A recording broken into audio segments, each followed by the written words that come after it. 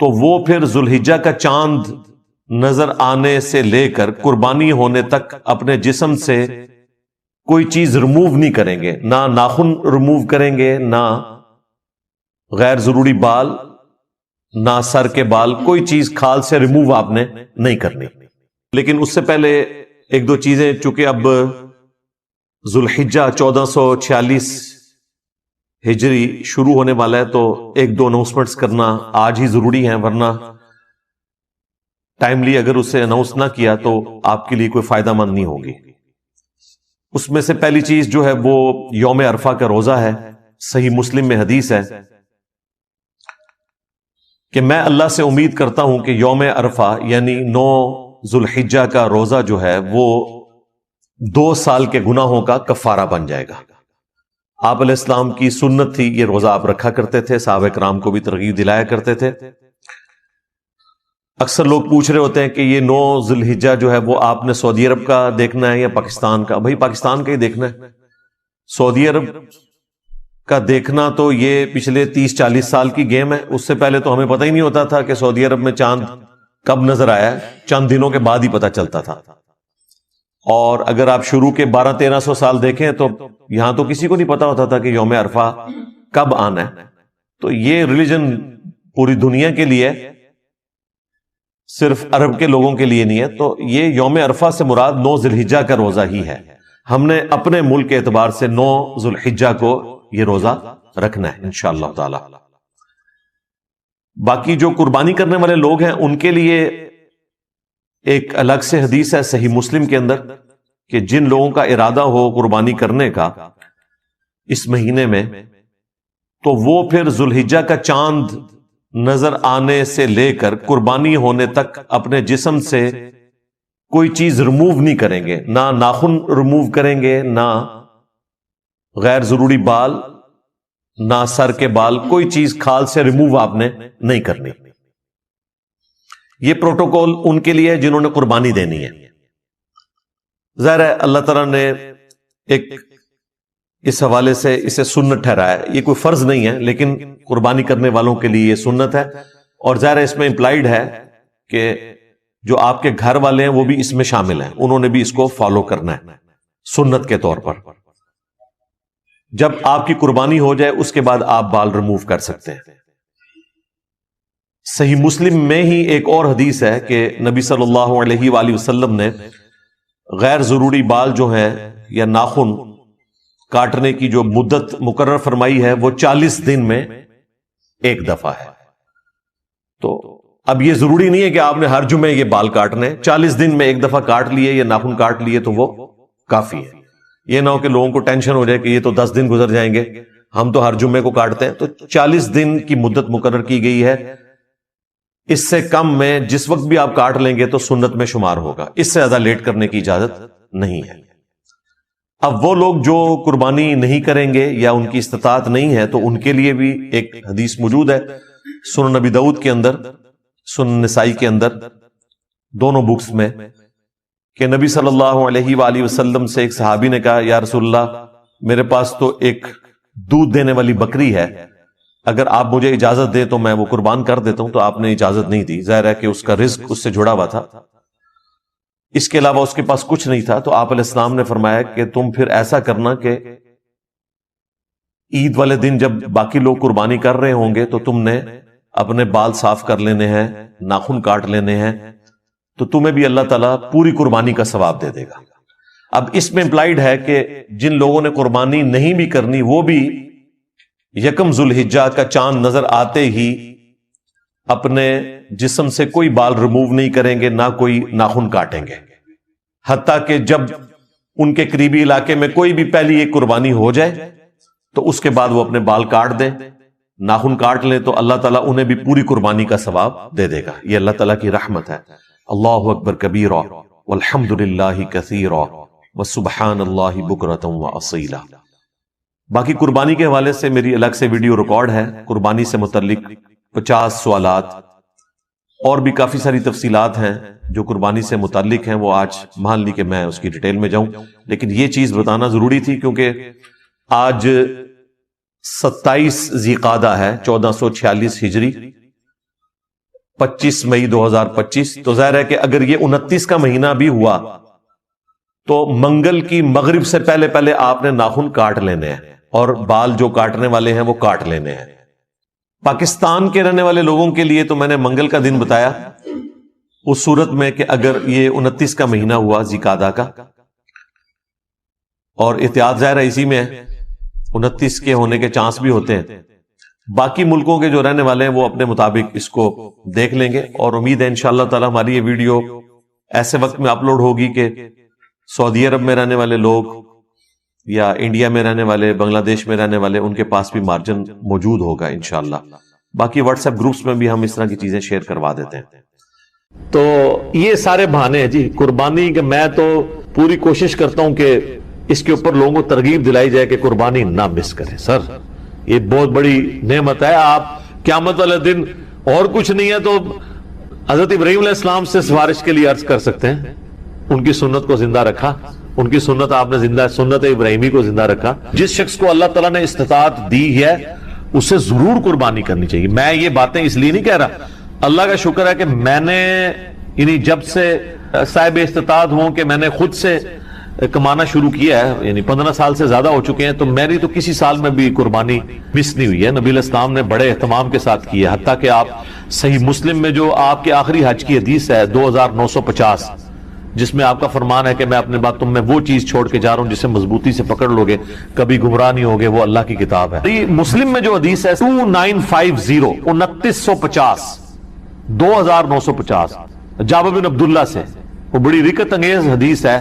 جابر بن عبداللہ almost نبینا ہو چکے ہوتے ہیں تو امام باقر ان کو ملنے کے لیے جاتے ہیں، تو ان کو بتایا جاتا ہے کہ حضور کا بچہ آیا آپ کے پاس، امام باقر حضرت حسین کے پوتے، تو وہ ان کو اپنے پاس بٹھاتے ہیں، تو حضرت امام باقر اس حدیث کو روایت کرتے ہیں، اور امام باقر سے امام جعفر صادق نے بیان کیا ہے، اور 2 واسطوں سے امام مسلم نے لی ہے۔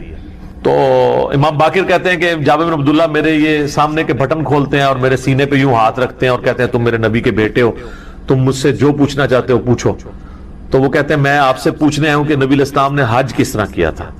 تو وہ حج کی آلموسٹ 7-8 صفحوں پہ لمبی حدیث ہے، مسلم شریف میں 2950 اور مشکات میں دوسری جلد میں حج کے چیپٹر میں پہلی حدیث یہ ہے۔ اس میں الفاظ ہے کہ یمن سے نبی علیہ السلام نے 100 اونٹ منگوائے حجۃ الوداع کے موقع پر، 63 اونٹ آپ نے اپنے مبارک ہاتھوں سے نہر کیے ایک حج کے موقع پہ، 63 اونٹ، اور یہ حضور اپنی طرف سے کر رہے ہیں، اور باقی 37 جو ہیں وہ مولا علی کو کہا کہ تم نے کرنا ہے۔ تو 63 میں اشارہ تھا کہ آپ کی چونکہ زندگی مبارک کے 63 سال ہیں، آپ نے پورے سال ایک سال کی قربانی ایک ہی دفعہ کی ہے۔ اور اس کے بعد جابر بن عبداللہ کہتے ہیں کہ جب وہ 100 کے 100 اونٹ نہر ہو گئے تو نبی علیہ السلام نے حکم دیا کہ ہر اونٹ میں سے ایک ایک بوٹی لی جائے، اور وہ ساری 100 کی 100 بوٹیاں ایک دیگ میں ڈال کے پکائی گئیں، ہر ایک جانور سے ایک بوٹی لے کے۔ اور پھر جابر بن عبداللہ کہتے ہیں کہ مولا علی نے اور نبی علیہ السلام نے ایک دسترخوان پہ بیٹھ کے تناول فرمایا۔ تو وہ پوری کی پوری حدیث جو ہے نا بڑی رکت انگیز ہے پڑھنے والی، نبی علیہ السلام کے آخری حج کا بیان، حجۃ الوداع۔ تو اس سے بھی یہ یعنی بات پتہ چلی کہ نبی علیہ السلام نے اس سنت کا بڑا اہتمام کیا ہے، لہذا اس چکروں میں تو پڑھنا ہی نہیں چاہیے کہ جناب واجب ہے یا سنت ہے۔ بھائی سنت ہے کریں تو یہ سنت ہی ہے، واجب نہیں ہے، لیکن سنت مؤکدہ ہے، سنت دائمہ متواتر اور مسلسل بھی ہے، تو وہ صاحب استطاعت ہے ضرور کرے۔ جہاں ہم اتنے اور خرچے کرتے ہیں تو قربانی کیوں نہ کریں۔ اگر کوئی شخص آلریڈی مقروض ہے تو کیا وہ قربانی دینے کے لیے قرضہ اٹھا سکتا ہے یا قربانی نہ دے؟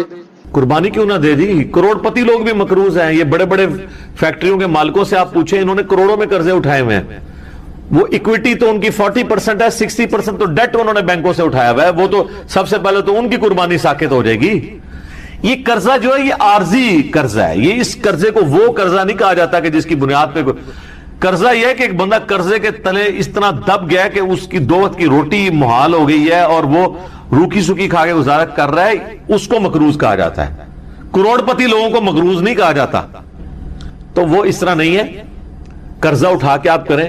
یہ کمیٹی آپ نے قرضے ہی تو ڈالی ہوتی ہے، کمیٹی ڈال لیں، بھائی کی شادی کے لیے ڈالتے ہیں کمیٹیاں، اور وہ جوتیاں اور کپڑے ہوں تب بھی نئے لے کے دیتے ہیں بچوں کو، اس کا خرچہ نکالیں تو ایک بیل میں حصہ ڈالنے سے تو کم ہی بنتا ہے، یہ بیل میں حصہ ڈالنا تو اس سے کم ہی بنتا ہے۔ آج کل ایک ایوریج شادی کے اوپر 15-20 ہزار روپے لگ جاتا ہے، تو سر 12-13 ہزار روپے کا آپ بیل میں حصہ نہیں ڈال سکتے؟ ضروری ہے کہ آپ نے بکرا ہی لینا ہے، بیل میں حصہ ڈالنا ہے؟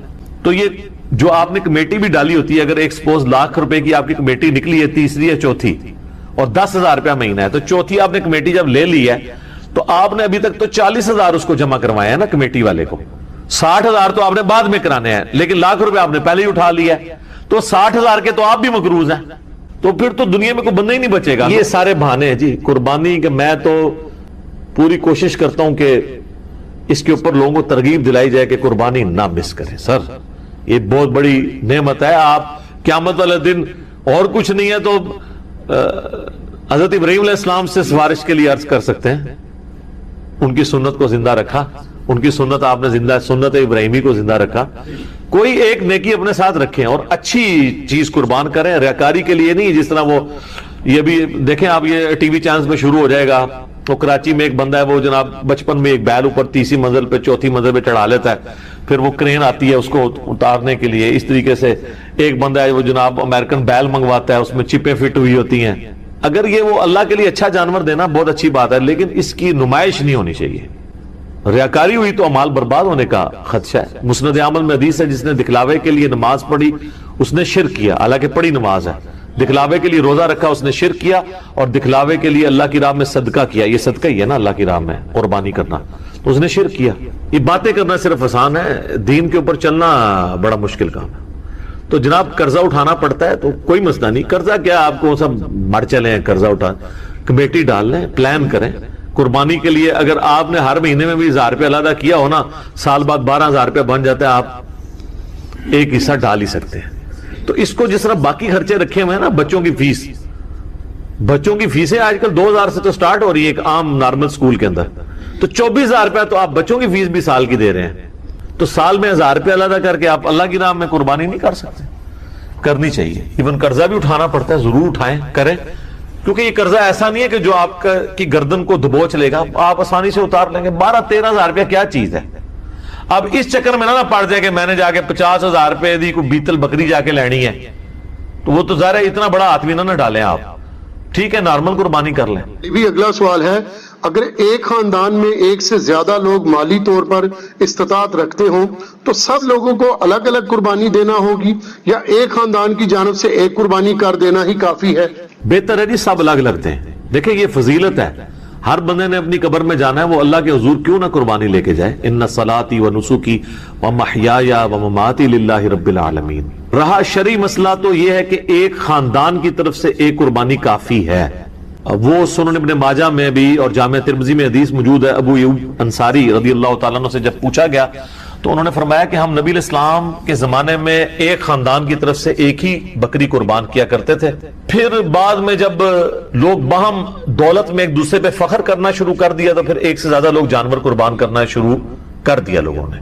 اور ایک اور حدیث ہے سنن ابن ماجہ میں بھی، المستدرک للحاکم میں، ایک اور صحابی کہتے ہیں کہ ہم تو ہمیشہ سے پورے خاندان کی طرف سے ایک ہی جانور قربان کیا کرتے تھے، بکری یا بکرا، لیکن اب میرے گھر والے مجھے اکساتے ہیں، تو ہم یعنی ایک دوسرے پہ روب ڈالنے کے لیے کہ ہمسایوں نے تو 3 بکرے دیے ہیں، تم کیوں ایک؟ یہ صحابہ کے زمانے میں بھی ہے، یہ وہ جو ایک خاندانی ٹسل ہے یہ۔ تو وہ صحابی کہتے ہیں اب مجبوراً ہمیں اپنے گھر والوں کے اکسانے کے الفاظ ہیں، اکسانے پہ ہم بھی 1-2 بکرے زیادہ کر دیتے ہیں، ورنہ شرعی مسئلہ یہی ہے کہ ایک خاندان کی طرف سے ایک قربانی۔ یہ خاندان سے مراد ایک چولہا ہے، ایک چولہا اس اعتبار سے کہ میاں بیوی بچے۔ اب آپ کو گھر ایسا لے آئیں گے جہاں پہ 5 فیملیز رہ رہی ہیں اور چولہا ایک ہو تو وہ آپ کہیں گے ایک قربانی نہیں، وہ 5 خاندان ہے۔ چولہا عموماً بولا جاتا ہے، تو اگر 5 گھر میں خاندان ہے، ویسے خرچے ان کے علیحدہ علیحدہ ہیں، صرف ایک چولہا اکٹھا ہونے سے یہ نہیں ہوگا کوئی ایک خاندان بنے گا۔ میاں بیوی بچے یہ ایک خاندان ہے، چاہے وہ 5 بھائی اکٹھے رہ رہے ہیں، چولہا کٹھا جل رہا ہے، پھر بھی وہ 5 خاندان تصور ہوں گے، ہر ایک خاندان کو اپنی قربانی الگ سے دینی چاہیے۔ اچھا یہ بھی بات لوگوں میں مشہور ہے کہ جی 7 ضروری پورے کر رہے ہیں، نہیں، 7 زیادہ سے زیادہ، ایک بندہ بھی ایک گائے دے سکتا ہے، 2 بندے بھی مل کے ایک گائے دے سکتے ہیں، بکرا نہیں 2 بندے مل کے دے سکتے گائے۔ اب یہ روایت جو ہے نا جی یہ کمزور ہے، اس میں شریک القاضی مدلس ہیں اور ان سے روایت کر رہے ہیں سما کی تصدیق۔ امام ترمذی نے اس حدیث کو لیا ہے لیکن اس پہ جرح کوئی نہیں کیا ہے، لیکن ساتھ ہی انہوں نے عبداللہ بن مبارک کا قول نقل کیا ہے کہ میت کی طرف سے قربانی درست نہیں ہے، اور اگر کوئی قربانی کرے گا تو وہ صدقہ شمار ہوگی، جس طرح کہ میت کی طرف سے آپ صدقہ اور خیرات تو کر سکتے، میت کو تو ثواب پہنچتا ہے صدقہ اور خیرات کا، مسئلہ 74 میرا اصالہ ثواب کے اوپر ریکارڈڈ موجود۔ اور پھر عبداللہ بن عمر فرماتے ہیں کہ جو میت کی طرف سے قربانی کی جائے گی نا، پھر وہ چونکہ صدقہ ہے میت کی طرف سے، وہ سارے کا سارا اللہ کی راہ میں خرچ کر، اور پھر اس میں امپلائڈ ہے کہ پھر گائے میں حصہ نہیں ڈال سکتا، وہ پورا بکرا ہی میت کی طرف، اور بیسیکلی وہ قربانی نہیں ہو رہی ہوگی بلکہ وہ صدقہ ہو رہا ہوگا، اور وہ آپ خود نہیں کھا سکتے اصالہ ثواب کے لیے۔ باقی جو لوگ اب اس معاملے میں اجتہاداً کہتے ہیں کہ میت کی طرف سے قربانی ہو سکتی ہے اور نبی الاسلام کی طرف سے بھی ہو سکتی ہے، اس کی دلیل وہ پکڑتے ہیں وہ مسلم کی ہے کہ نبی الاسلام نے جب چتکبرے مینڈے قربان کیے تو آپ نے الفاظ اس کے اللہم تقبل من محمد و آل محمد و امت محمد، کہ اے اللہ اسے قبول کر لے محمد صلی اللہ علیہ وآلہ وسلم کی طرف سے، ان کی آل کی طرف سے، اور ان کی، تو یہ تو نبی الاسلام کی خصوصیت تھی، کیونکہ النبی اولا بالمؤمن انفسہم وازواجہ امہاتہم، نبی صلی اللہ علیہ وآلہ وسلم مومنین کی جانوں پر اس سے بڑھ کر حق رکھتے ہیں، اور مومن کی مائیں ہیں ان کی بیوی نبی الاسلام۔ اس کانٹیکس میں ایک حدیث بخاری مسلم میں ہے کہ جب اللہ تعالیٰ نے نبی الاسلام کو وسعت دی تو جب کبھی کوئی مقروض کا جنازہ لایا جاتا تھا نا، اس وسعت سے پہلے تو آپ کہتے تھے کہ جب تک اس کا قرضہ نہیں اترتا میں جاتا، اور جب مقروض کا جنازہ وسعت کے بعد آتا تو آپ فرماتے ہیں کہ قرآن میں آیت ہے النبی اولا بالمؤمن انفسہم وازواجہ امہاتہم، تو میں سب سے زیادہ حقدار ہوں کہ میں اس کا قرض اتنی۔ آپ الاسلام نے یعنی خالی اس رشتے کو اویل نہیں کیا، یا تو پیری مریدی میں لوگ کیا کہتے ہیں کہ وہ پیر کہتا ہے کہ مرید میرے لیے قربانی کرے کیونکہ میرا اس کی جان سے بڑھ کے اس پہ حق ہے، اور رسول اللہ کا تو واقعی ہم پہ ہماری جان سے بڑھ کر حق ہے، اور حضور کہہ رہے ہیں حق تو میرا ہے اس کے اوپر، لیکن جب اس پہ اس طرح کا وقت آیا تو میں اس کے روحانی باپ کی حیثیت سے اس کا قرضہ خود، روحانی باپ تو ہے نا امت کے، صلاۃ بر محمد و آل محمد اللہم صلی علی محمد و علی آل محمد۔ تو اس حدیث کے تحت لوگ کہتے ہیں کہ جی وہ جو نبی الاسلام نے کہا کہ میری طرف سے اور میرے گھر والوں کی آل کی امت کی، تو کہتے ہیں پھر امت بھی اگر حضور کی طرف سے کر دے تو پھر میں یہ کہوں گا کہ یہ پھر مسئلہ اجتہادی ہے، ضعیف احادیث بھی اس کو سپورٹیو ہے، اگر کوئی دینا چاہتا ہے ضرور دے، لیکن گائے میں نہ حصہ ڈالے، اللہ سے ایک بکرا دینا۔ اور پھر جس طرح ابن مبارک نے فرمایا، عبداللہ ابن مبارک نے امام حنیفہ شاگرد ہیں، امام حنیفہ کے شاگردوں میں سے ہیں اور امام بخاری کے دادا استاد، کہ پھر اس طرح کا گوشت خیرات کی۔ باقی یہ ہماری جذباتی ایفیلیشن ہے۔ مجھے بتائیں کہ رسول اللہ صلی اللہ علیہ وآلہ وسلم اس کام سے خوش ہوں گے جو انہوں نے امت کے ذمہ لگایا ہے کہ امت کرے، یا اس کام سے خوش ہوں گے جو امت کے ذمہ لگائے نہیں ہے اور امت دھونس اور زبردستی کے ساتھ اتری ہوئی ہے؟ چلیں اگر آپ مولا علی والی حدیث سے پلی لیتے ہیں، وہ تو مولا علی کی ڈیوٹی لگائی نا، حضور نے امت کو تو نہیں کہا میرے بعد میرے نام کے کرتے رہنا، پھر بھی آپ اگر ان الفاظ پہ بھی جائیں گے تو وہ مولا علی کے لیے۔ اچھا اب آ جائیں یہاں پر، اگر آپ کے عام امتی، تو عام امتی کے ذمہ جو کام ہے نا سر، وہ سورۃ الاعراف آپ پڑھ کے دیکھیں، میں نے پہلے بھی کئی دفعہ یہ چیز بیان کی ہے، میں آج پھر بیان کر دیتا ہوں۔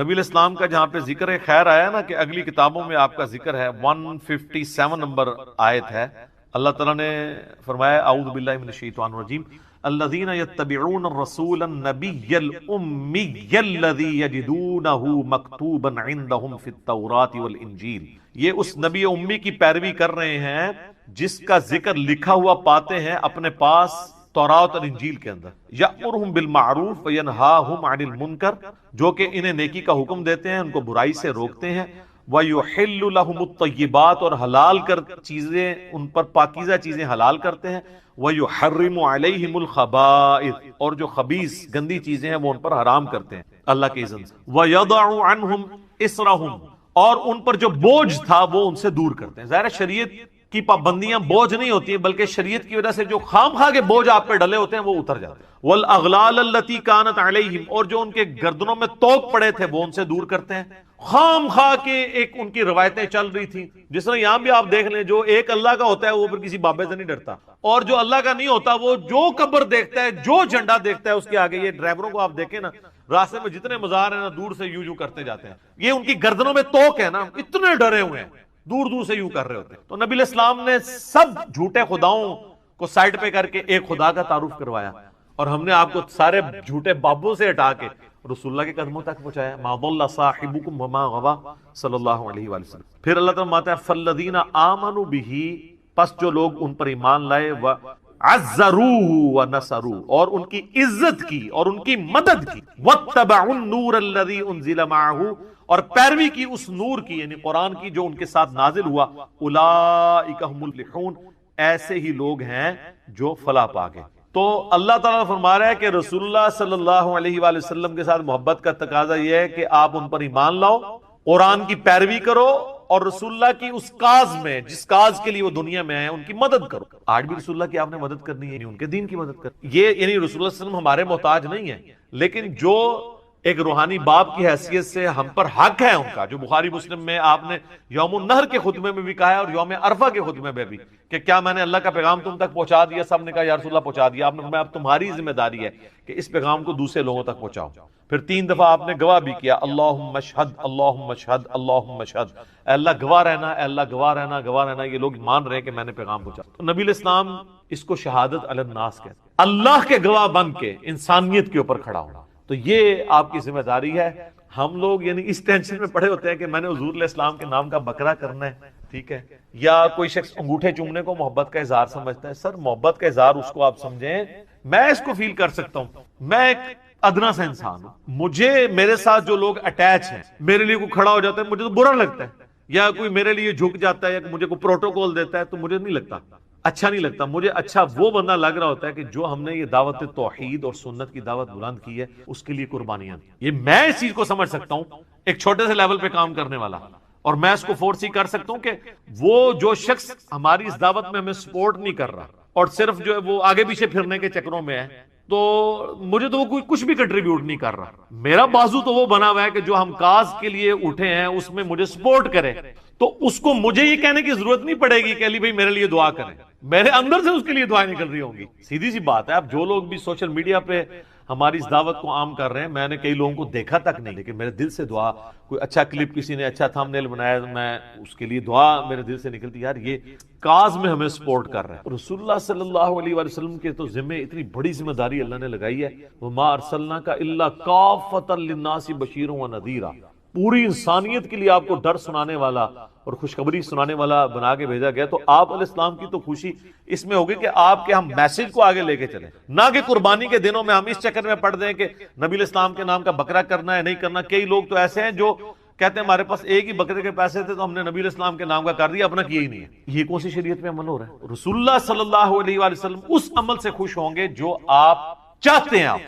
آپ کی عزت کا کوئی بھی معیار جو آپ نے رکھا ہے وہ قابل قبول ہوگا، اور جو آپ صلی اللہ علیہ وآلہ وسلم نے نہیں رکھا وہ مردود بھی ہو سکتا ہے قابل قبول، لیکن وہ تو ڈیفینیٹلی قابل قبول ہے جو آپ نے رکھا ہے۔ جامعہ ترمذی میں موجود ہے، ابو داؤد اور ابن ماجہ میں ڈیٹیل حدیث ہے، اور اس حدیث کے اندر شریک القاضی مدلس ہے، لیکن سما کی تصریح سنن کبریٰ البیہقی میں موجود ہے کہ ایک صحابی قیس بن سعد کہتے ہیں میں کوفے کے پاس ہیرا نامی شہر میں گیا تو صلی اللہ علیہ وآلہ وسلم نے اپنی عزت اور تعظیم کا وہ راستہ جو شرکی کیٹیگری میں فال کر سکتا تھا یا آپ کی تعلیمات کے خلاف تھا، اس کو سائڈ پہ کر کے آپ نے کہا یہ کام ہے کرنے۔ آپ دیکھیں کئی صحابہ ہیں جو حضور کی وفات کے وقت وہاں موجود نہیں تھے، وہ بڑی دردناک حدیث ہے۔ معاذ بن جبل کو جب حضور علیہ السلام نے یمن کا گورنر بنا کے بھیجا تو آپ جو ہے وہ گھوڑے کے ساتھ پیدل چل رہے تھے اور چھوڑنے ہیں، اور آپ نے پھر فرمایا تھا کہ ہو سکتا ہے معاذ اب اگلی دفعہ آؤ تو میری قبر پہ آؤ، تو انہوں نے کہا یا رسول اللہ میں تو میں آپ کا آخری دیدار بھی نہیں کر سکوں۔ سر پوری زندگی انہوں نے قربانیاں ساتھ دی تھی، وہ تو زیادہ حقدار تھے کہ وہ حضور کے ساتھ، لیکن ان کو پتا تھا یار حضور کی کاز کے لیے ہم جا رہے ہیں۔ حجۃ الوداع کے موقع پر صحابہ کرام نکلے ہیں تو پھر جناب لوگوں کو پتا نہیں کہاں کہاں انہوں نے پیغام پہنچایا ہے۔ جو قادسیہ یرموک لڑنے کے لیے گئے ہیں وہ تو اپنی لائف کنکلوڈ کر کے گئے ہیں، کتنے لوگ شہید بھی ہو گئے وہاں پہ۔ تو یہ آپ حضور کے نام کے جانور دینے کی بجائے نا سر حضور کی کاز کے لیے آپ جو اللہ تعالیٰ کی آپ سے ریکوائرمنٹ ہے، جو نبی علیہ السلام کی ریکوائرمنٹ ہے، جامعہ ترمذی ابو داؤد میں حدیث ہے، نبی علیہ السلام فرمایا اللہ اس کا چہرہ خوش و خرم رکھے جو ہماری حدیث سنے اور آگے لوگوں تک پہنچائے۔ حضور دعائیں دے کے گئے ہیں ان لوگوں کو جو آپ کا پیغام لوگوں تک پہنچا رہے ہیں، اور پھر حجۃ الوداع پہ آپ کی تلقین، پھر غدیر خم پہ آپ کی تلقین، قرآن اور اہل بیت، قرآن اور سنت، اور آگے پہنچاؤ آگے پہنچاؤ۔ کیوں؟ اس امت کی ذمہ داری ہے۔ یہ میں بار بار جو آپ کو کہہ رہا ہوں، آپ کو یہ بتایا جاتا ہے کہ اس امت کی فضیلت رسول اللہ کی وجہ سے ہے، حالانکہ اس کو ڈیپ ڈنگ کرے تو یہ اس امت کی فضیلت رسول اللہ صلی اللہ علیہ وآلہ وسلم کے خاتم النبیین ہونے کی وجہ سے، کہ نبیوں والا کام جو پہلے نبی کرتے تھے، چونکہ آپ پوری کائنات کے لیے پیغمبر بنا کے بھیجے گئے ہیں، وہ آپ کے بعد چونکہ اب نبی کوئی نہیں آنا تو وہ کام آپ کی امت کو ٹرانسفر ہوا ہے۔ اس کام کے ٹرانسفر ہونے کی وجہ سے یہ امت افضل ہے، صرف چھڑا حضور علیہ السلام کا نام لگانے کی وجہ سے نہیں۔ اور اگر آپ یہ کہیں میرا اجتہاد ہے تو میں آپ کو قرآن کی آیت پیش کروں گا، کنتم خیر امۃ للناس تأمرون بالمعروف وتنہون عن المنکر وتؤمنون باللہ، تم بہترین امت ہو جو لوگوں کے نفع کے لیے نکالے گئے ہو، لوگوں کو اللہ کی طرف بلاتے ہو، یعنی لوگوں کو نیکی کی طرف بلاتے ہو، برائی سے روکتے ہو، اور اللہ پر ایمان لاتے ہو۔ ایمان تیسرے نمبر پہ ذکر ہوا ہے کہ ایمان سچا اس کا ہے جو لوگوں کو اللہ کی طرف بلائے، نیکی کے کاموں کی طرف برائے، برائی سے روکے۔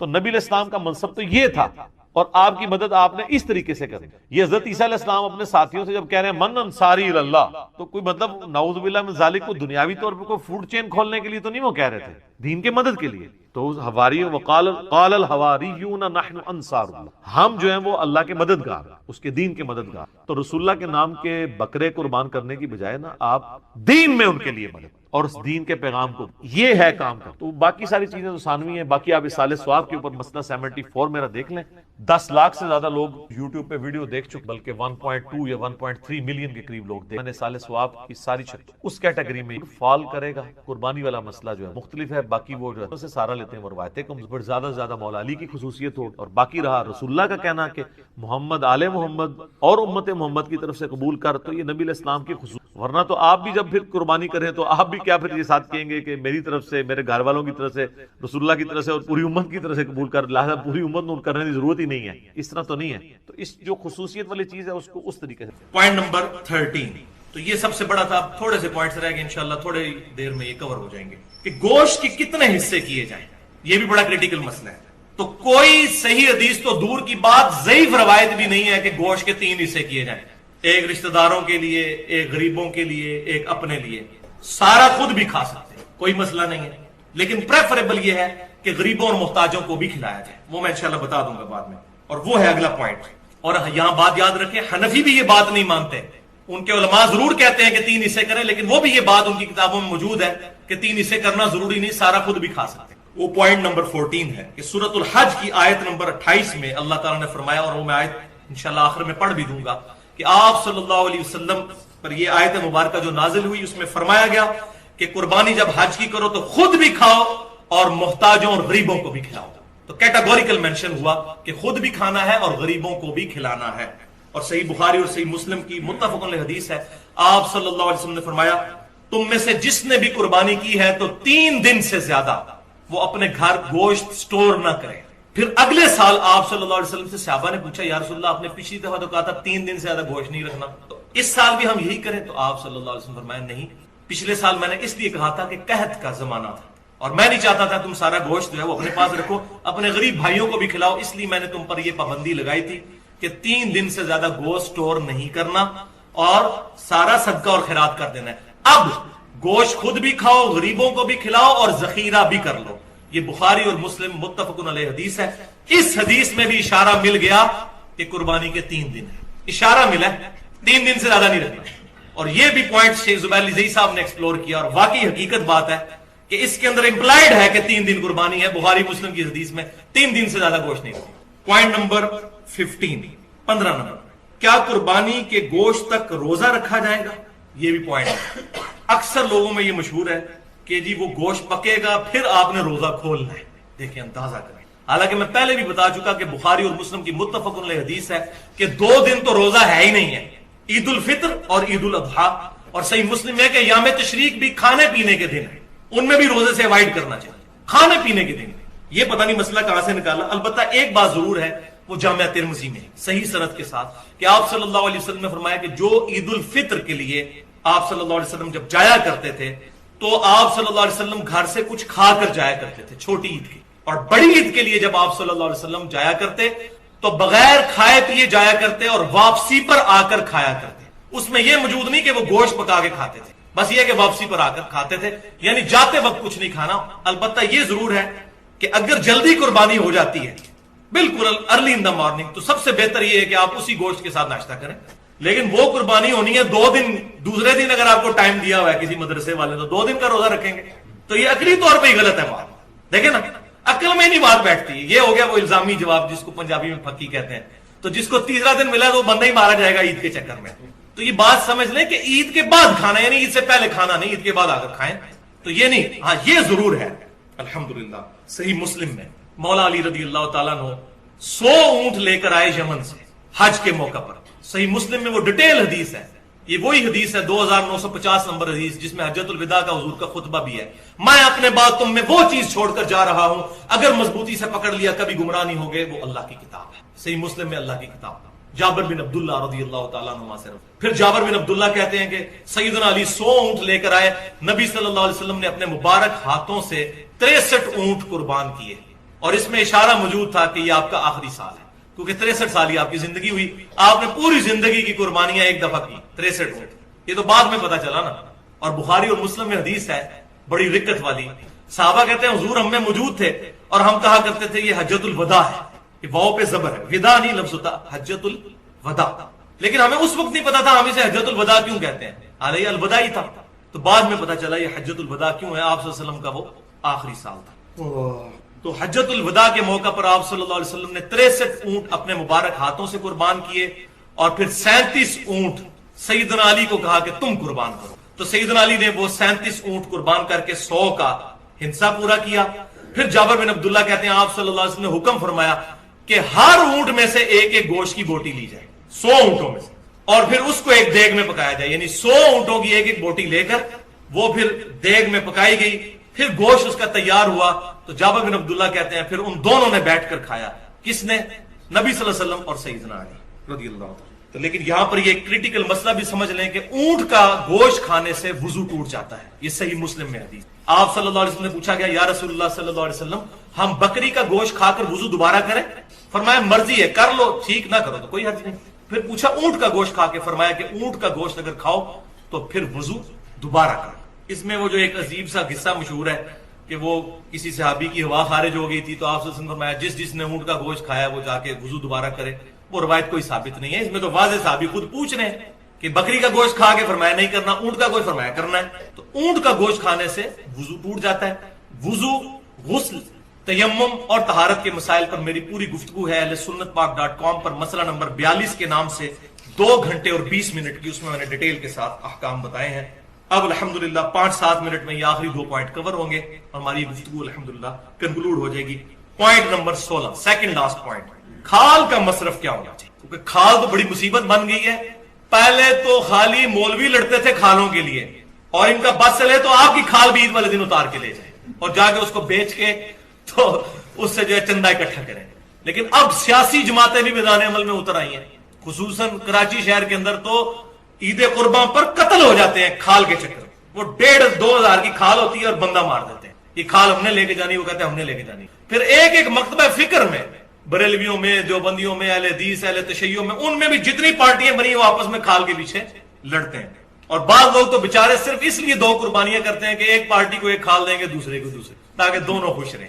ٹھیک ہے، یہ بالکل حقیقت ہے، اور یہ سارا مسئلہ جو ہوا ہے نا وہ ہوا ہے فتنہ مال۔ میں پھر ریپیٹ کروں گا، مسئلہ نمبر 51، 1.5 گھنٹے کی گفتگو، رزق حرام، فتنہ مال اور دنیا پرستی کا انجام اور اس کا علاج۔ آج تک کسی بندے نے رزق حرام پہ یہ گفتگو نہیں کی ہے، کیوں کہ وہ پرٹیکولر آیات ہے ہی علماء کے بارے میں ہے کہ یہ حرام ہو رہا ہے، وہ ساری آیات میں نے پیش کی ہے۔ امت کے بارے میں تو بعد میں ہے، جامعہ ترمذی میں صحیح حدیث ہے، ہر امت کا ایک فتنہ اور میری امت کا فتنہ مال ہے، تو میں نے ڈیٹیل کے ساتھ اس میں بیان کیا ہے۔ تو صحیح بخاری اور صحیح مسلم کی متفق علیہ حدیث ہے اس کھال والے کانٹیکسٹ میں کہ سیدنا علی رضی اللہ تعالیٰ عنہ کہتے ہیں کہ نبی صلی اللہ علیہ وسلم نے میری ڈیوٹی لگائی تھی اونٹوں پر، کہ میں اونٹوں کی قربانی کے لیے ان سے پہلے جو ہے ان کی نگرانی کروں، اس کے بعد ان کی لگاموں کو اور ان کے پالان جو ان پر رکھے ہوتے ہیں اور لگامیں جو ساتھ ہوتی ہیں ان کو اور ان کی کھال کو صدقہ کروں، اور کسائی کو یعنی قصاب کو اس کی اجرت نہ دوں کہ اس کے کھال اس کے حوالے کر دی جائے کہ یہ اجرت ہے تمہارے قربان کرنے، اپنی طرف سے اجرت دو۔ یہ آپ صلی اللہ علیہ وسلم کی حدیث صحیح بخاری اور صحیح مسلم میں ہے۔ سیدنا علی کو آپ صلی اللہ علیہ وسلم نے کیٹاگوریکل مینشن کی کہ اس کے ساتھ جو رسی لگی ہوئی ہے، لگام بھی لگی ہے، پالان بھی لگا ہوا ہے، جو چیزیں اونٹ کے ساتھ ہیں اس کی کھال یہ تمام صدقہ ہوں گی، اور اس کا مصرف وہی ہوگا جو گوشت کا مصرف ہے، یعنی خود بھی استعمال میں لا سکتے ہیں کھال کو۔ وہ صحیح مسلم میں حدیث ہے کہ آپ صلی اللہ علیہ وسلم نے کھال اپنے ذاتی استعمال میں لانے کی بھی اجازت مرحمت فرمائی ہے، یعنی گوشت بھی ہم استعمال کر سکتے ہیں، کھال بھی۔ اس وقت صحابہ کرام علیہ رضوان گھروں میں مسلح بنا لیا کرتے تھے کھالوں کا، ڈول بنا لیا کرتے تھے اس چمڑے کا، خود استعمال کر سکتے ہیں۔ اب مصرف کیا ہے اس کا؟ تو بھائیو پہلا مصرف تو یہ ہے کہ غریب رشتہ داروں کو صدقہ اور خیرات کیا جائے، کیونکہ قرآن پاک میں سب سے زیادہ زور جو ہے وہ رشتہ داروں سے حسن سلوک، اس کے بعد جو بھی لوگ دین کے لیے کام کر رہے ہیں یا این جی اوز ہیں، مثال کے طور پر عیدی ویلفیئر ٹرسٹ والے ہیں، شوکت خانم والے ہیں، اسی طریقے سے الخدمت فاؤنڈیشن ہے جماعت اسلامی کی، وہ ہیں، اسی طریقے سے فلاح انسانیت جماعت الدعوہ کی ایک ونگ ہے جو یہ کام کر رہے ہیں، تو جو بھی خدمت خلق کے لیے کام کر رہا ہے ان کو بھی دے جا سکتی ہے کھال، الحمدللہ اس میں کوئی مسئلہ نہیں۔ پوائنٹ نمبر 17، آخری پوائنٹ، اور یہ خصوصاً بیرون ملک مقیم مسلمانوں کے لیے، کیا غیر مسلم کو قربانی کا گوشت دیا جا سکتا ہے یا نہیں؟ انشاءاللہ میری علم کے حد تک اب کوئی مسئلہ ایسا نہیں جو میں نے ایڈریس نہ کیا ہو، تو یہ مسئلہ بھی اب سمجھ لیجئے کہ قرآن پاک میں کیٹاگوریکل یہ سٹیٹمنٹ ہے، سورۃ الحج آیت نمبر 28، بسم اللہ الرحمن الرحیم، فَكُلُوا مِنْهَا وَأَطْعِمُوا الْبَائِسَ الْفَقِيرِ، تو جب یہ قربان کر چکو جانور تو اس میں سے خود بھی کھاؤ اور محتاج غریبوں کو بھی کھلاؤ۔ اب اس میں غریب مسلمان ہے یا غیر مسلم، اس کی کوئی تفریق نہیں، اور نہ ہی کسی حدیث کے اندر یہ تفریق آئی ہے، تو اپنی طرف سے شریعت سازی کرنے کی ضرورت نہیں، بلکہ تالیف قلب کے لیے، جس طرح ہمارے پاکستان انڈیا میں بعض اوقات ہمارے گھروں میں کام کرنے والے کرسچنز ہوتے ہیں، ان کے تالیف قلب کے لیے دیا جائے تو بہت زیادہ ثواب ہے، لہذا غیر مسلم کو قربانی کا گوشت دینے میں کوئی حرج نہیں ہے اس آیت کے تحت، الحمدللہ اس پہ اہل سنت کے تینوں گروہ، بریلوی، دیوبندی اور اہل حدیث اور اہل تشیع بھی متفق ہیں۔ بعض ہمارے جو بریلوی اور دیوبندی علماء ہیں انہوں نے تھوڑی سختی کی ہے کہ نہیں، یہ چونکہ واجب عبادت ہے، ہاں صدقے والی عبادت ہو تو آپ دے سکتے ہیں، واجب عبادت میں نہ دیں، لیکن ان کے پاس ماشاءاللہ دوسرا ٹول بڑا اچھا ہے، وہ کہتے ہیں جی ہیلا کر لیں کہ آپ کے پاس جو دوسرے رشتہ داروں کا گوشت آیا ہے وہ آپ کرسچنز کو دے دیں، اپنا نہ کرسچنز کو دیں۔ ماشاءاللہ ماسٹر ہے نا اس کام کے، تو ان کے نزدیک بھی پتا ان کو بھی ہے کہ اس کا وہ حال تو نکالنا ہے کہ کرسچنز کو دینا ہے۔ اب ظاہر ہے کہ ہمارے ادھر کتنا غریب طبقہ ہے، تو وہ کہتے ہیں آپ کے گھر جو باقی رشتہ داروں کا گوشت آیا ہوا ہے نا وہ آپ کرسچنز کو دے دیں، اپنا والا کسی مسلمان کو ہی دیں، لہٰذا اس بات کی کوئی جو ہے وہ دلیل ان کے پاس نہیں ہے۔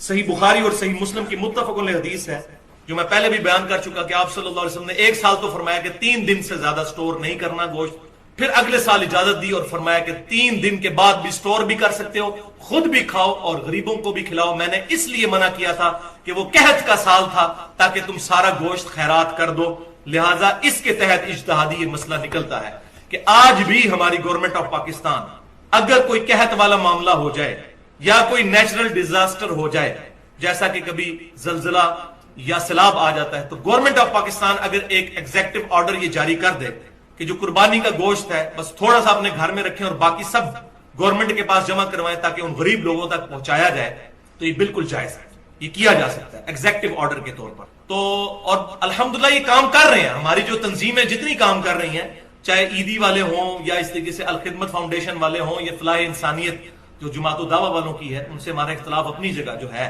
لیکن جو اچھی بات کسی کی بھی اس کی تعریف کرنی چاہیے۔ تو یہ جتنے لوگ یہ کام کر رہے ہیں یہ وہی کام تو کر رہے ہیں، اور میں الحمدللہ میں بھی یہ پچھلے کئی سالوں سے قربانی ڈائریکٹ انہی لوگوں کو ہی دیتا تھا، گھر میں نہیں، کہ جو لوگ زلزلہ زدگان کو یا اس طریقے سے سیلاب زدگان کے لیے وہاں قربانی کرتے تھے اور ان کو سارا تقسیم کر دیتے تھے، تو لہٰذا یہ معاملہ ہو سکتا ہے، اس کی اجازت ہے۔ تو یہ الحمدللہ ایشوز جو ہے سارے قربانی کے حوالے سے کنکلوڈ ہوئے۔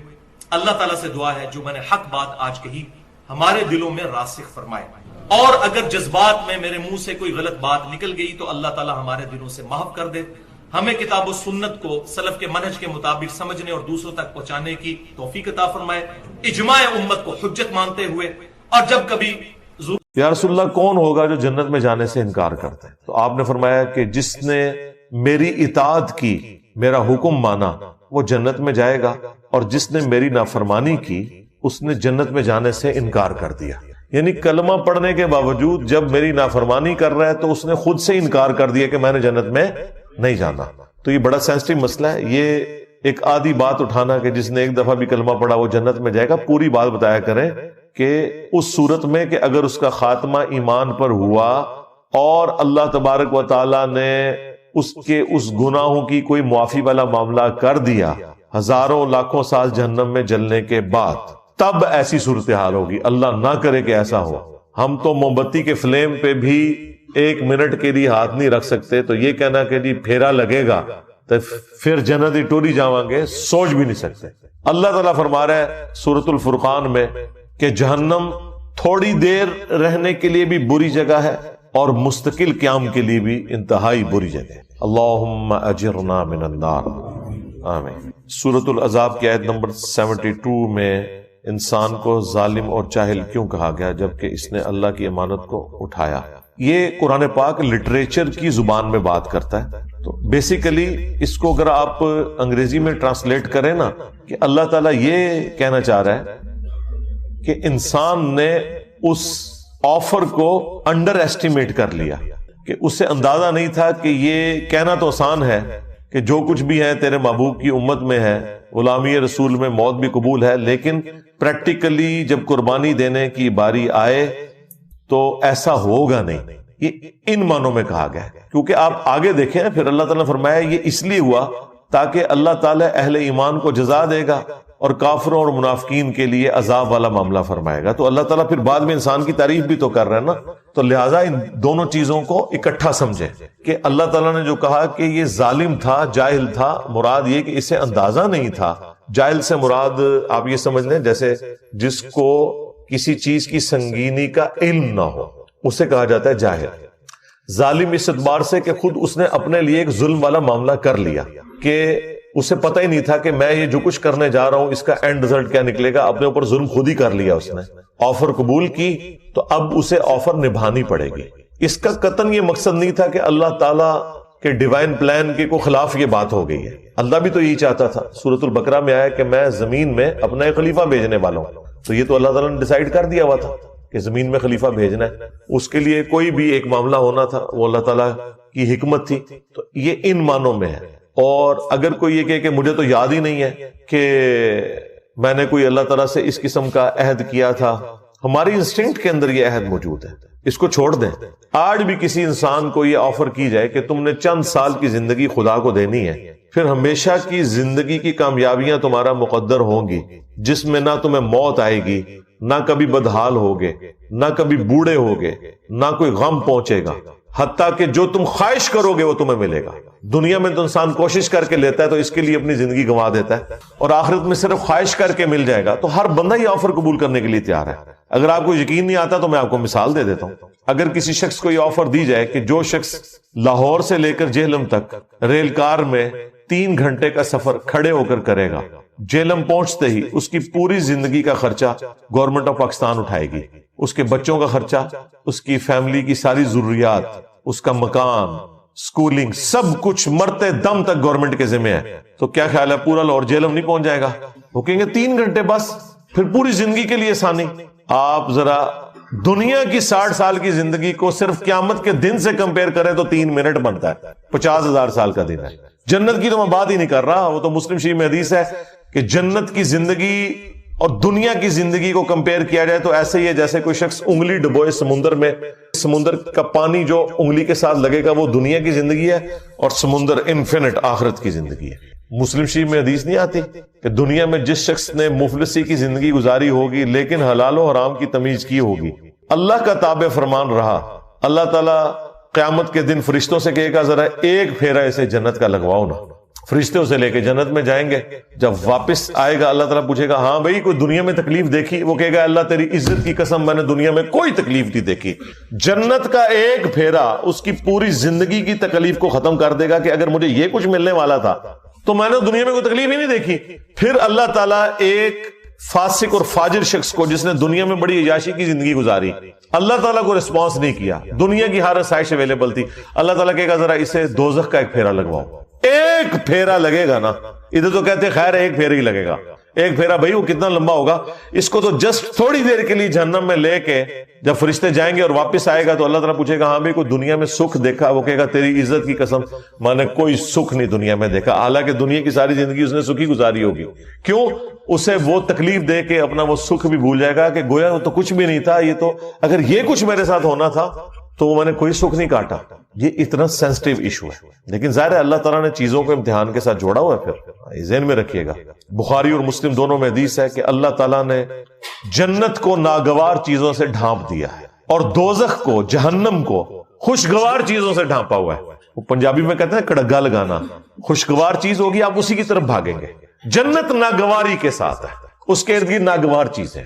गर्मियों में फजर की नमाज जमात से पढ़ना नागवार चीज है, नींद ही नहीं पूरी होती। गर्मियों में लंबे लंबे रोजे रखना तबीयत में नागवार है। सर्दियों में ठंडे पानी से क्या, गर्म पानी से भी वुजू करके नमाज पढ़ना बहरहाल एक एफर्ट तो है, तबीयत पे नागवार है। दुनिया में हलाल और हराम की तमीज करना तबीयत पे नागवार है। हराम से बचना तबीयत पे नागवार है। तो अल्लाह ताला ने जन्नत को नागवार चीजों से ढांप रखा है और जहन्नम को खुशगवार चीजों से, यानी हर वो चीज जो तबीयत को बड़ी अच्छी लगती है, आसानी से मिल भी जाती है और नफ्स की तस्कीन का समा भी है, वो आपको जहन्नम में ले जाएगी। तो देख लें, इसी को स्पोर्टिव हदीस है जामिया तिरमिजी में, अबू दाऊद के अंदर, सुनन नसाई के अंदर, इब्ने माजा के अंदर, कि जब अल्लाह ताला ने जन्नत को पैदा किया तो हजरत जिब्रील से कहा कि एक दफा जरा जन्नत देख कर आओ। जब वो देख के आए तो अल्लाह ताला फरमाया, हाँ भाई जिब्राइल, क्या देखा? कहा, या अल्लाह, मुझे नहीं लगता कोई शख्स भी ऐसा होगा जो अपना तन मन धन सब कुछ ना लगा दे इस जन्नत के हुसूल के लिए। ये तो सारी जन्नत में जाएंगे, ये जगह ही बड़ी अच्छी तूने बनाई है। अल्लाह ताला फरमाया, रुको जरा, सब्र करो। हाँ, अल्लाह ताला ने जन्नत को नागवार चीजों से ढांप दिया। हलाल और हराम की तमीज, शरीयत की पाबंदी की तकलीफ, सब कुछ। मोमिन को तो रोजाना मरना पड़ता है, सीधी सी बात है, रोजाना जीना पड़ता है। अभी तो नबी इस्लाम ने फरमाया, सही मुस्लिम की हदीस के, दुनिया मोमिन के लिए कैद खाना है और काफिर के लिए जन्नत है। जब वो दोबारा गए ना और वो जन्नत तक पहुंचने के लिए वो तमाम तकलीफ देखी, वापस आके उन्होंने कहा, तेरी इज्जत की कसम, मुझे नहीं लगता कोई बंदा जन्नत में जाने में कामयाब होगा, इतनी मुश्किल तूने जन्नत कर दी है। फिर अल्लाह ताला ने जहन्नम की तरफ भेजा हजरत जिब्रील अलैहिस्सलाम को। वापसी पे पूछा तो उन्होंने कहा, तेरी इज्जत की कसम, कोई शख्स भूल के भी कोई ऐसा अमल नहीं करेगा कि उसे ये अजाब देखना पड़े, मुझे नहीं लगता कि कोई बंदा ऐसा अमल करे कि जहन्नम में जाए। फिर अल्लाह ताला ने जहन्नम को खुशगवार शहवात से ढांप दिया, हर अट्रैक्टफुल चीज उसके साथ ढांप दिया। जब वो देख के वापस आए ना, फिर अल्लाह ताला ने पूछा कि अब जिब्रील सुना। उन्होंने कहा, या अल्लाह, मुझे नहीं लगता कोई बंदा जहन्नम में जाने से बच सके, क्योंकि तूने इसको इतना खुशनुमा बना दिया है कि इस इम्तिहान में शायद ही कोई कामयाब होगा, अदरवाइज सब के सब जहन्नम में ही गिरेंगे। लेकिन यह हैरान कुन बात है, दुनिया में जितने अमाल आपको जहन्नम में ले जाने वाले हैं ना, जितनी ख्वाहिशात जहन्नम में ले जाने वाली हैं, ये सारी ख्वाहिशात जन्नत में इनाम के तौर पर मिलने वाली हैं। कितनी हैरान कुन बात है कि दुनिया में ये चीजें जहन्नम में जाने का सबब है, आखिरत में जन्नत में इनाम में ये चीजें मिलने वाली हैं।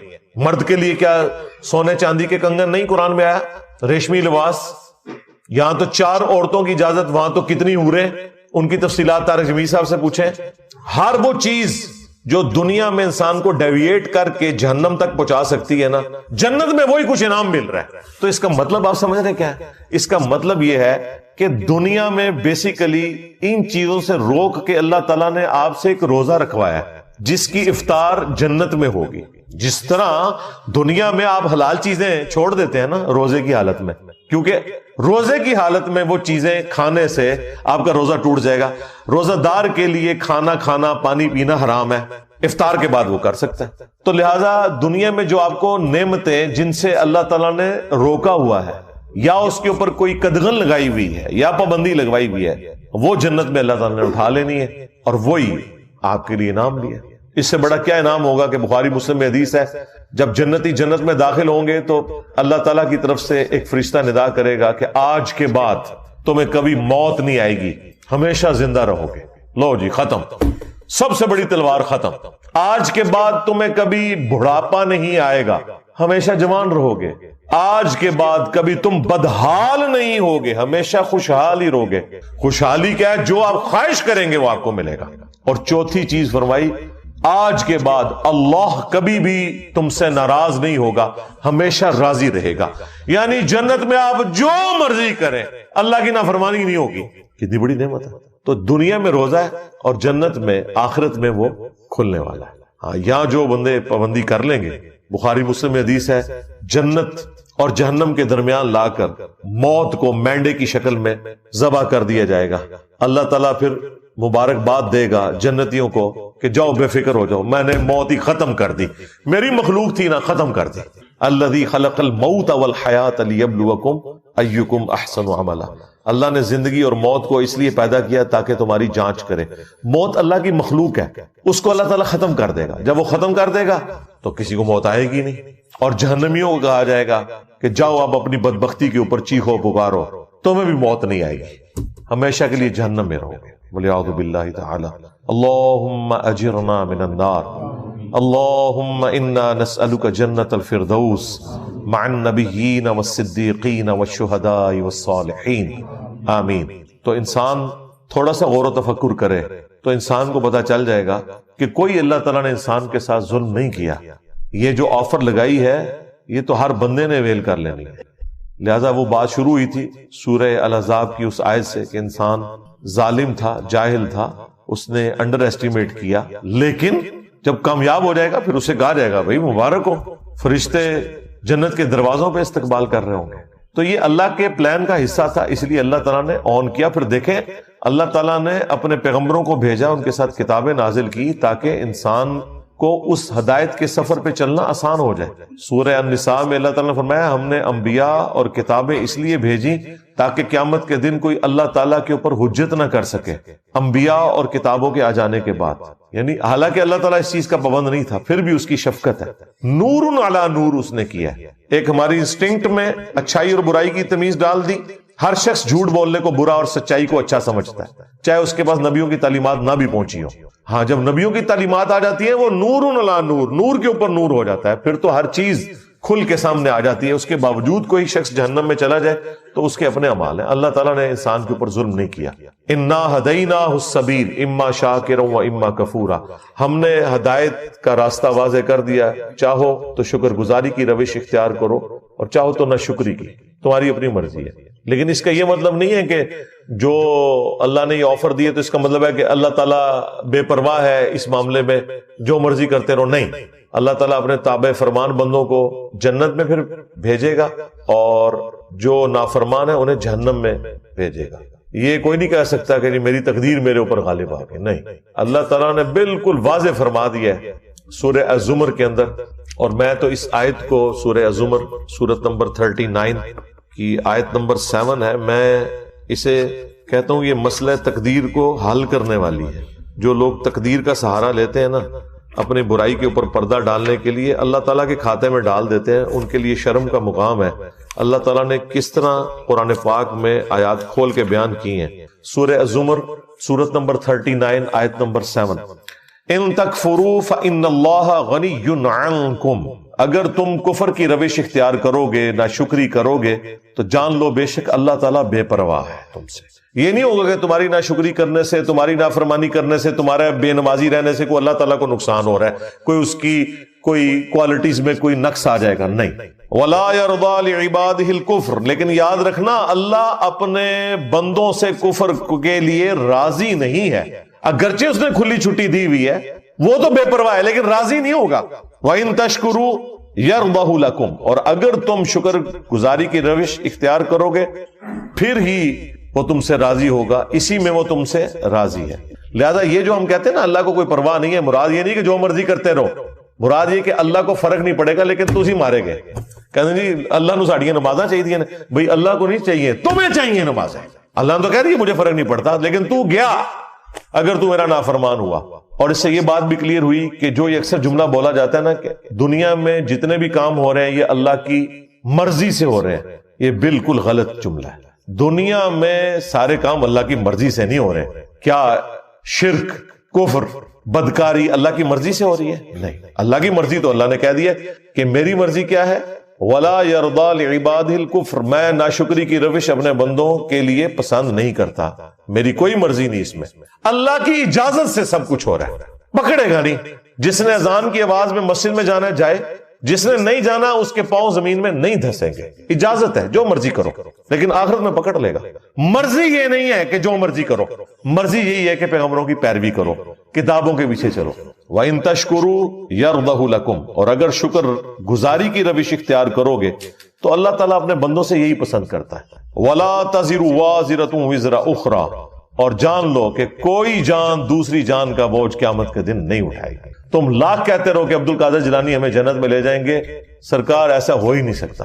جب نبی علیہ السلام اپنی بیٹی خاتون جنت کے بارے میں یہ کہہ رہے ہیں نا کہ میری بیٹی فاطمہ میرے مال سے جو لینا ہے لے لے، اگر اللہ کے حضور پکڑی گئی تو میں تیرے کچھ کام نہیں آؤں گا. اگر سیدہ فاطمہ کا یہ سٹیٹس ہے تو بابے شاہی کوئی نہیں. ہاں، فاطمہ کے جیسا ہے ہی کوئی نہیں، تیرا بابا دے شاہی کوئی نہیں. بابے کا نام نہیں لیتے، ہو سکتا ہے بابے نے بیچارے نے نہ کہا ہو. یہ بھی ہو سکتا ہے نا، کہا ہوا تو پھنس جائے گا، نہ کہا ہوا تو بچ جائے گا. ہمیں تو کسی بابے سے کوئی انٹرسٹ نہیں. ثم الى ربکم مرجعکم، اس کے بعد تمہیں لوٹ کر اپنے رب کے پاس جانا ہے. فینبئکم بما کنتم تعملون، تو وہ تمہیں پھر خبر دے دے گا جو کچھ تم دنیا میں کیا کرتے تھے.